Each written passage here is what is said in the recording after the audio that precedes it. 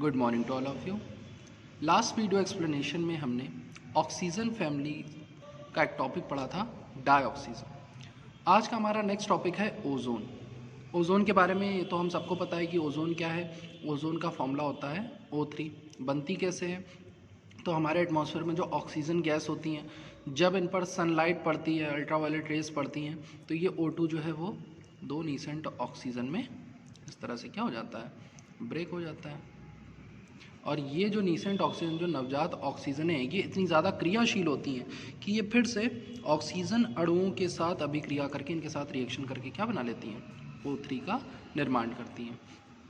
O3 जो है, ये जो ओजोन है, ये हमारे अर्थ के चारों तरफ एक प्रोटेक्टिव लेयर, एक रक्षी परत के रूप में उपस्थित रहती है, तथा ये हमारी सूर्य के साथ, सूर्य की जो किरणें होती है, जो सनलाइट है, उसमें आने वाली जो पराबैंगनी प्रकाश, अल्ट्रावायलेट रेज हैं, उनसे हमारी रक्षा करती हैं, उनसे हमें प्रोटेक्ट करती हैं।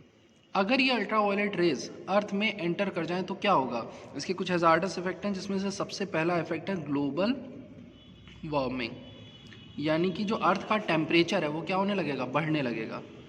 पृथ्वी का जो ताप है वो बढ़ेगा, जिसके कारण जो हमारे ग्लेशियर्स हैं, जो आइस वगैरह है, वो सब क्या हो जाएंगी, पिघल जाएंगी। जब ये ग्लेशियर पिघलेंगे तो इनका पानी कहाँ जाएगा, समुद्र में जाएगा, नदियों में जाएगा, और इसकी वजह से जो समुद्र का जल स्तर है, जो सी लेवल है, वो बढ़ जाएगा, जिसके कारण जो समुद्र के किनारे जो शहर बसे हुए हैं या ऐसी जगहें जहाँ पर लोग रहते हैं समुद्र के किनारे, उनके डूबने का खतरा बढ़ जाएगा। और हो सकता है कि हमारी पूरी जो अर्थ है वो जलमग्न, कहते हैं ना, सुना होगा शायद आपने अपने बड़ों से कि जलमग्न हो जाएगी, मतलब पूरी पृथ्वी पर पानी पानी हो जाएगा।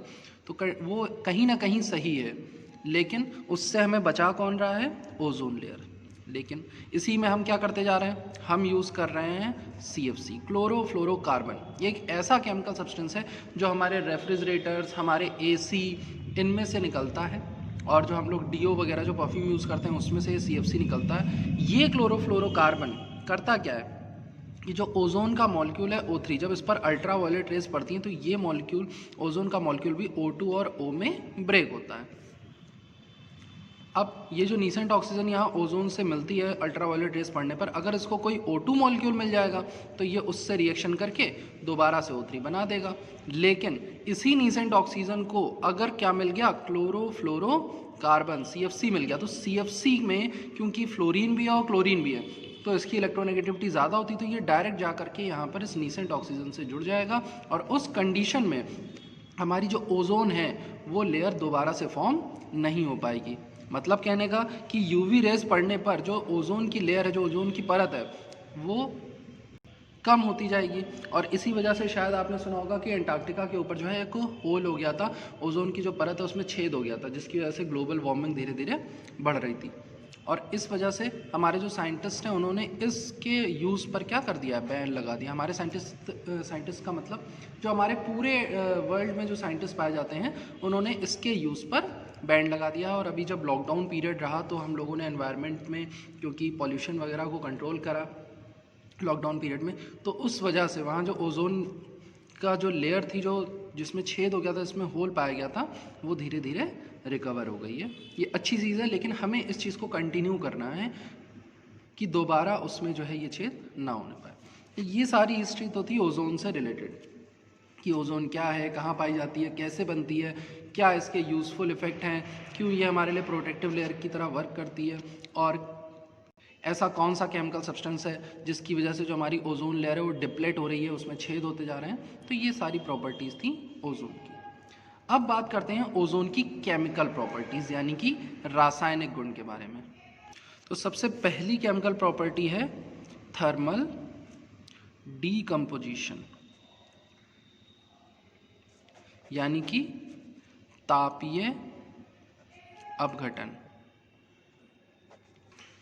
सबसे पहली केमिकल प्रॉपर्टी हमारी तापीय अपघटन, यानी कि थर्मल डीकम्पोजिशन। क्या करेंगे, दो ओजोन मॉलिक्यूल को जब हम हीट करते हैं हाई टेम्परेचर पर, एटलीस्ट 250 से 300 डिग्री सेल्सियस पर, जब इसे ओजोन को गर्म किया जाता है तो ये हमें 3O2 के मॉलिक्यूल्स देती है। 3 हमें ऑक्सीजन के जो मॉलिक्यूल है वो मिल जाते हैं, और साथ में मिलती है हमें हीट एनर्जी। तो ये होता है तापीय अपघटन ओजोन का, यानी कि थर्मल डिसोसिएशन। दूसरी प्रॉपर्टी है ओजोन की ऑक्सीडाइजिंग प्रॉपर्टी, यानी कि ओजोन में ऑक्सीकरण का गुण होता है, ऑक्सीकरण गुण प्रदर्शित करती है। और ऐसा होता क्यों है? क्योंकि ओजोन जो है O3 वो ब्रेक होकर के O2 और नीसेंट ऑक्सीजन का फॉर्मेशन कर सकती है। क्योंकि यह नवजात ऑक्सीजन उत्पन्न कर सकती है, इस वजह से ओजोन में ऑक्सीकारक गुण पाए जाते हैं। अब इसकी कुछ ऐसी अभिक्रियाएं, ऐसी कुछ केमिकल रिएक्शन जिसमें इसके ऑक्सीडाइजिंग कैरेक्टर शो होते हो, तो देखिए सबसे पहली रिएक्शन है O3 मॉलिक्यूल को हमने ब्रेक कर लिया O2 प्लस O में, ये हमारी नीसेंट ऑक्सीजन है। अब ये नीसेंट ऑक्सीजन जा करके जब H2S से रिएक्शन करेगी तो आप समझ ही गए होंगे यहाँ पर होगा क्या, जो O है वो H2 के साथ मिलकर के H2O बना लेगा और सल्फर क्या हो जाएगा, ऑक्सीडाइज हो जाएगा। यानी कि जो हाइड्रोजन सल्फाइड है उसमें से हाइड्रोजन हट गई और सिर्फ सल्फर बचा, तो H2S का यहाँ पर ऑक्सीकरण हो रहा है सल्फर में। किसकी वजह से हो रहा है? ओजोन की वजह से हो रहा है। अब इसको बैलेंस करके लिखेंगे, ये से ये कैंसिल हो गया, तो H2S plus O3 gives O2 plus H2O plus S। तो इसी प्रकार से जो हमारे सब्सटेंस होते हैं, जो ओजोन है, वो उन सब्सटेंस को, उन पदार्थों को ऑक्सीकृत करने का, यानी कि ऑक्सीडाइज करने का काम करती है। तो यहाँ पर मैंने आपको एक एग्जांपल एक्सप्लेन कर दिया है। बाकी जो केमिकल प्रॉपर्टीज़ हैं ऑक्सीडाइजिंग प्रॉपर्टी से रिलेटेड या ऑक्सीकारक गुण से संबंधित, वो आप खुद से पढ़ेंगे, और अगर कोई कन्फ्यूज़न आती है तो आप पूछ लेंगे। इसके बाद जो थर्ड प्रॉपर्टी है वो है रिड्यूसिंग करेक्टर। रिड्यूसिंग करेक्टर का मतलब है अपचायक गुण। अभी हम पढ़ के आ रहे हैं कि ओजोन में क्या होता है, ऑक्सीकारक गुण होता है, और अब हम कह रहे हैं कि इसमें क्या होता है, रिड्यूसिंग करेक्टर होता है, यानी कि अपचायक गुण होता है। लेकिन जब ओजोन अपचायक गुण प्रदर्शित करती है, जब ये रिड्यूसिंग करेक्टर शो करती है, तो केमिकल रिएक्शन में ये किसी दूसरे सब्सटेंस को तो रिड्यूस करती ही है, साथ में खुद भी क्या हो जाती है, रिड्यूस हो जाती है। कैसे? देखिएगा, H2O2 है, यहाँ पर O3 से इसकी रिएक्शन हुई, ये हो गया H2O बना, साथ में 2O2। तो O3 जो है वो O2 में चेंज हो रहा है, तो एक ऑक्सीजन कम हुआ, तो यहाँ भी क्या है, रिडक्शन है। और H2O2 में 2 ऑक्सीजन पर 2 हाइड्रोजन थे, लेकिन अब एक ऑक्सीजन पर 2 हाइड्रोजन है। यहाँ पर ऑक्सीजन की ऑक्सीडेशन नंबर निकालेंगे -1, यहाँ पे निकालेंगे -2, तो इसमें भी क्या हो रहा है, रिडक्शन हो रहा है। ऑक्सीडेशन नंबर कम हो गई ना, -1 से घट करके -2 हो गई, यानी कि इसका भी क्या हो गया, रिडक्शन हो गया। तो जो हमारा ओजोन जो है वो जब as a reducing agent use होता है, जब उसे हम अपचायक की तरह उपयोग करते हैं, तो उस अवस्था में जो ओजोन होता है वो खुद भी रिड्यूस हो जाता है और दूसरे सब्सटेंस को भी क्या करता है, रिड्यूस करता है। और इस तरह का रिडक्शन जो है वो म्यूचुअल रिडक्शन कहलाता है, यानी कि पारस्परिक अपचयन कहलाता है। तो ये थी हमारे रिड्यूसिंग करेक्टर ऑफ ओजोन। इसके बाद नेक्स्ट है इसमें ब्लीचिंग प्रॉपर्टी, यानी कि विरंजक गुण। इसमें क्या होता है, विरंजक गुण या ब्लीचिंग प्रॉपर्टी जो है ओजोन में, वो इसमें पाए जाने वाले नवजात ऑक्सीजन यानी कि नीसेंट ऑक्सीजन के कारण होती है। अभी आपने देखा था कि जो O3 है वो O2 और सिंगल O में क्या होता है, ब्रेक होता है। तो इस नवजात ऑक्सीजन की उपस्थिति के कारण ही ओजोन में विरंजक गुण होते हैं, यानी कि ब्लीचिंग एजेंट की तरह ये बिहेव करता है, इसमें ब्लीचिंग प्रॉपर्टी होती है। और अपने ब्लीचिंग प्रॉपर्टी के कारण, अपने विरंजक गुण के कारण ही जो ओजोन है वो कपड़ों में, जैसे नील का जो रंग होता है, यानी कि जैसे कि आपने नील वगैरह लगाई हुई है सफ़ेद कपड़ों में, या जो हमारे वनस्पतियाँ होती हैं, जो वेजिटेबल्स होती हैं, उनको डीकलराइज कर सकता है, उनका रंग क्या कर सकता है, उड़ा सकता है। मतलब ओजोन जो है वो नील व वनस्पतियों के रंग को क्या कर देगा, उड़ा देगा, यानी कि जो नील होगी और जो वेजिटेबल्स होंगी उनके कलर को डीकलराइज कर सकता है, just because the presence of this nascent oxygen.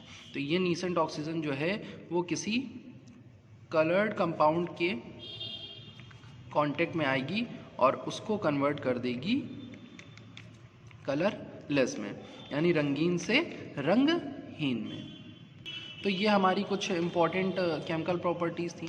अब चलते हैं इसकी फिजिकल प्रॉपर्टीज़ और यूजेस की तरफ। तो फिजिकल प्रॉपर्टी में शुद्ध ओजोन जो होती है वो नीले रंग की विषैली मछली जैसी गंध वाली विस्फोटक गैस है। जो प्योर ओजोन होती है वो ब्लू कलर की होती है। ब्लू कलर जो होता है उसका रीज़न होता है कि जो ओजोन पर लाइट पड़ती है, सनलाइट पड़ती है, तो वो सारे कलर्स को एब्जॉर्ब कर लेती है और केवल जो ब्लू कलर होता है उसको ही क्या करती है, रिफ्लेक्ट करती है। और हमें किसी भी पदार्थ में केवल वही रंग दिखाई देता है जो रंग उस पदार्थ द्वारा क्या करा जा रहा हो, रिफ्लेक्ट किया जा रहा हो। तो जो ओजोन होती है वो लाइट के सारे पार्ट्स को क्या कर लेती है, एब्जॉर्ब कर लेती है, केवल ब्लू पार्ट को रिफ्लेक्ट करती है और इस वजह से ही हमें जो है वो ब्लू कलर की दिखाई देती है। और ये एक पॉइजनस गैस है। साथ में जो इसकी स्मेल होती है वो फिशी ऑर्डर होती है, मछली जैसी गंध होती है और ये एक एक्सप्लोजिव गैस है। सेकेंड पॉइंट, ओजोन ठंडा करने पर नीले रंग के द्रव में बदल जाती है, क्योंकि ब्लू कलर होता है गैस का, ओजोन का, और जब हम इसको ठंडा करते हैं तो ये ब्लू कलर के लिक्विड में कन्वर्ट हो जाती है। इसका बॉइलिंग पॉइंट क्या है, -112.4 डिग्री सेल्सियस। और इसको अगर हम और ठंडा कर दें, मतलब -193 डिग्री सेल्सियस तक अगर हम ठंडा कर दें, तो ये ब्लू कलर के सॉलिड में कन्वर्ट हो जाती है। लेकिन जो सॉलिड ओजोन होती है वो एक एक्सप्लोजिव है, यानी कि इसमें जो है विस्फोटक गुण उत्पन्न हो जाते हैं। और भार की बात करें तो वायु से लगभग 1.6 गुना ये क्या होती है, भारी होती है, यानी कि ऑक्सीजन के कंपैरिजन में या एयर के कंपैरिजन में 1.6 टाइम्स ये हैवियर होती है। तो ये थे इसके कुछ इंपॉर्टेंट फिजिकल प्रॉपर्टीज़। यूजेस क्या हैं ओजोन के, तो जीवाणुनाशक के रूप में, यानी कि जो एंटीबैक्टीरियल मेडिसिन बनती हैं उनमें हम यूज़ कर सकते हैं। जैसे पीने के पानी को जीवाणु रहित करने में, बैक्टीरिया वगैरह अगर हों पानी में तो बैक्टीरिया को किल करने में। इसके अलावा ब्लीचिंग एजेंट के रूप में, अभी हमने पढ़ के आया, विरंजक के रूप में, जैसे तेल है, मोम है, हाथी के दांत हैं, कपड़े हैं, इनका रंग उड़ाने में। हाथी के दांत जो होते हैं हल्के पीले, अगर हल्का पीला रंग आ जाए, कोई रंग चढ़ा है, तो ओजोन की हेल्प से हम उसको क्या कर सकते हैं, एकदम सफ़ेद कर सकते हैं। इसके अलावा वायु को शुद्ध करने में, पृथ्वी के नीचे, मतलब कि जो अंडरग्राउंड हमारी रेलवेज़ होती हैं वहाँ पर, और जैसे बहुत भीड़ वाला कमरा है, ऐसे रूम्स जहाँ पर बहुत भीड़ हो, बहुत क्राउडी हो, और जो सिनेमा घर होते हैं वहाँ की वायु को शुद्ध करने में, एयर को प्योरीफाई करने में ओजोन का यूज़ होता है। एंड लास्ट, एज प्रिजर्वेटिव, यानी परिरक्षकों के रूप में, जैसे भोज्य पदार्थ जो होते हैं उनको सड़ने से बचाने में भी हम क्या कर सकते हैं, इसका यूज़ कर सकते हैं। तो ये है कुछ इम्पॉर्टेंट यूज़ ओजोन के। और इसी के साथ जो ऑक्सीजन वाला पॉइंट है वो ख़त्म होता है। अब चलते हैं ऑक्सीजन फैमिली में नेक्स्ट मेंबर सल्फ़र की तरफ। सल्फ़र जो है इसको रिप्रेजेंट करते हैं एस से। ये भी हमारे ऑक्सीजन फैमिली की ही मेंबर है और इसका एटॉमिक नंबर होता है 16। इलेक्ट्रॉनिक कन्फिग्रेशन करने जाएंगे तो लास्ट इलेक्ट्रॉन जो है वो एंटर होगा 3s2 3p4 में। p4 है, यानी कि p में 4 इलेक्ट्रॉन पाए जा रहे हैं, तो इसकी जो वैलेंसी होगी आउटर मोस्ट शेल में 6 इलेक्ट्रॉन होने की वजह से वैलेंसी इसकी 2 ही होगी। लेकिन अगर हम इसकी ऑक्सीडेशन स्टेट की बात करें तो ऑक्सीडेशन स्टेट में ये +2 के अलावा +4 +6 तरह की ऑक्सीकरण अवस्थाएं भी प्रदर्शित कर सकती है। अक्रेंस यानी इसकी प्राप्ति की बात करें तो सल्फर जो है वो combined state and free state दोनों में ही पाई जाती है, यानी कि संयुक्त अवस्था और मुक्त अवस्था दोनों में ही उपस्थित होती है। और इसके अलावा ये ज्वालामुखी वगैरह में भी पाई जाती है, मतलब कि जब जो हमारा वॉल्केनिक एरप्शन होता है, ज्वालामुखी जब फटता है तो उसमें से सल्फर जो है गैसों के रूप में, सल्फर डाइऑक्साइड वगैरह के गैस के रूप में बाहर आती है। और कंबाइंड स्टेट में ये पाई जाती है अपने सल्फाइड के ओर्स के फॉर्म में। सल्फाइड के ओर्स यानी सल्फाइड के अयस्क कौन कौन से हैं, जैसे कि ZnS, जिंक ब्लेंड कहा जाता है इसे, गैलेना, PbS, लेड का एक सल्फाइड है, इसको गैलेना कहते हैं, PbS। इसके अलावा मरकरी का एक सल्फाइड है, HgS, सिनेबार जिसको कहते हैं। इसके अलावा कॉपर का है CuFeS2, इसमें कॉपर और आयरन दोनों पाए जाते हैं, नाम होता है कॉपर पायराइड। इनके अलावा आयरन पायराइड एक होता है FeS2, आयरन पायराइड में भी यहाँ पर सल्फर प्रेजेंट होती है। और सल्फेट ओर्स की बात करें तो आपके बैराइट हैं, जैसे बैरियम सल्फेट कहते हैं, कैल्साइट है, स्ट्रोंशियम सल्फेट है, जिप्सम आपने सुना होगा, CaSO4.2H2O इसमें पाया जाता है। और एक आता है Epson, MgSO4, magnesium sulphate .7H2O। तो इन सब कंपाउंड्स में और इनके अलावा और भी कंपाउंड्स होते हैं जिनमें सल्फर पाई जाती है। अक्रेंस के बाद बात करते हैं इसके एलोट्रॉप्स की, आपके सिलेबस में है नहीं। लेकिन आपको सिर्फ उनके नाम बता देते हैं और उनके स्ट्रक्चर क्या क्या स्ट्रक्चर होते हैं देख लीजिए। तो इसका पहला एलोट्रॉप है रोम्बिक या ऑक्टाहेड्रल और सल्फाल्फर। रोम्बिक या अष्टफलकीय इसको कहा जाता है। क्राउन के जैसा इसका स्ट्रक्चर होता है, क्राउन जैसी संरचना होती है। इसमें 8 सल्फर एटम, 1 2 3 4 5 6 7 8 सल्फर एटम जो हैं एक दूसरे से कंबाइंड होते हैं। इसी तरह से इसका दूसरा जो है वो है मोनोक्लिनिक और प्रिज्मिक बीटा सल्फर। ये इतना ज़्यादा नहीं पूछाता है।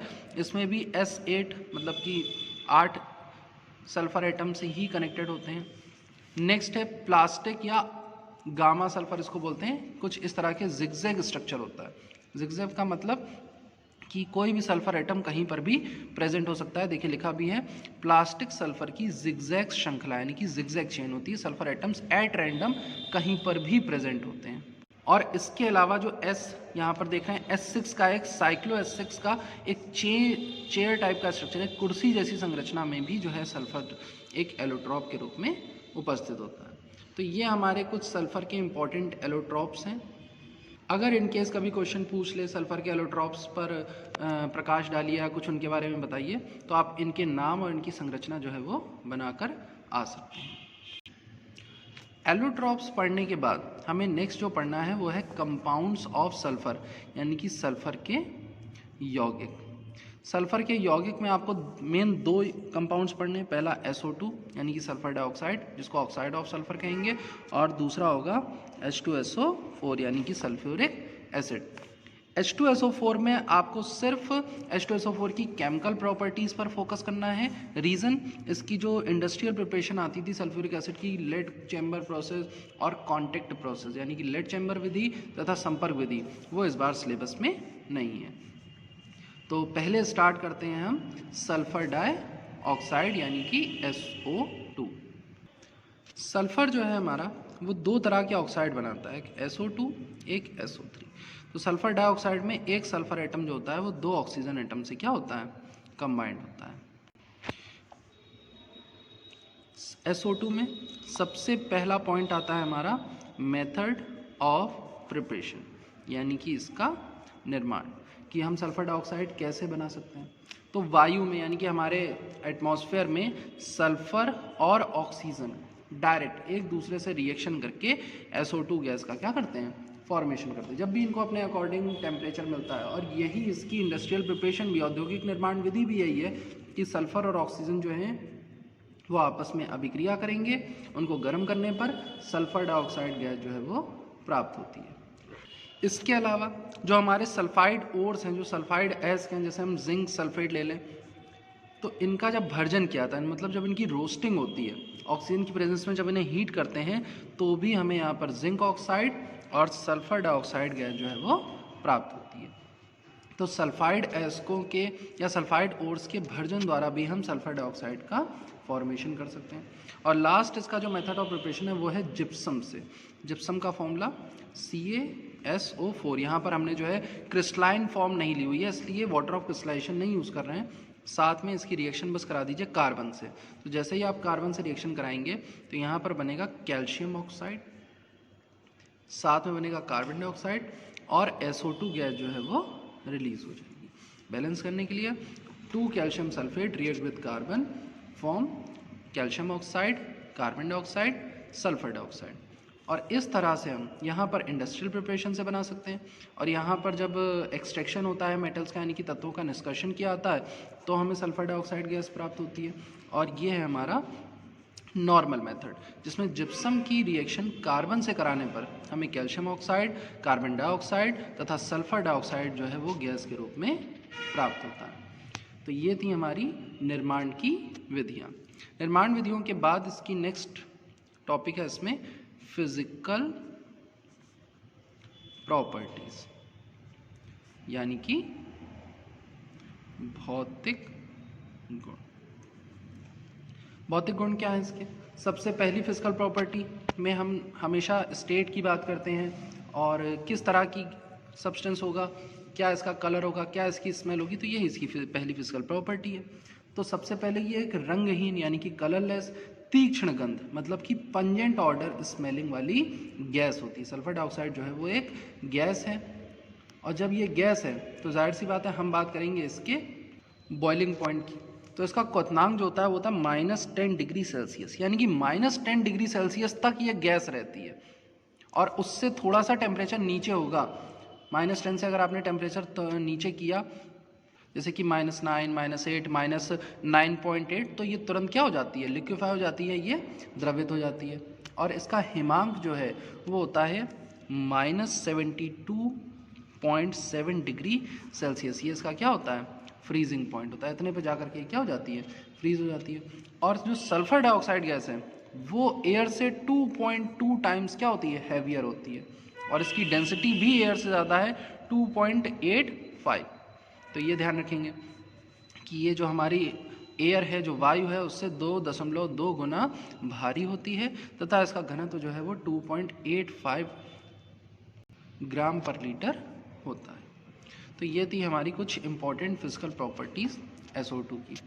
अब आज के एक्सप्लेनेशन को इतना ही रखते हैं। नेक्स्ट एक्सप्लेनेशन में हम लोग बात करेंगे केमिकल प्रॉपर्टीज़ ऑफ SO2, यानी कि SO2 के रासायनिक गुण, तथा साथ में जो H2SO4 है, जो सल्फ्यूरिक अम्ल है, उसके रासायनिक गुण एवं केमिकल प्रॉपर्टीज़ के बारे में। Okay class, thank you.